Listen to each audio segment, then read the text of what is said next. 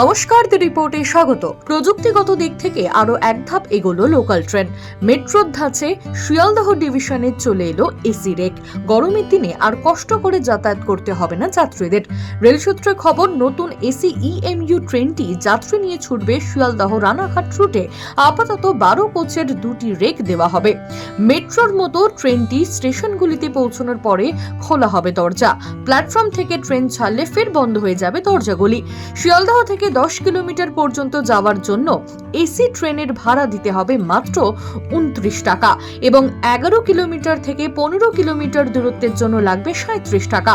আর কোনো যাত্রী যদি মান্থলি টিকিট কাটতে স্বাচ্ছন্দ্য বোধ করেন তাহলে সেক্ষেত্রে 10 কিলোমিটারের মধ্যে যাতায়াতের খরচ পড়বে 590 টাকা এবং 11 কিলোমিটার থেকে 15 কিলোমিটার দূরত্বে যেতে লাগবে 780 টাকা।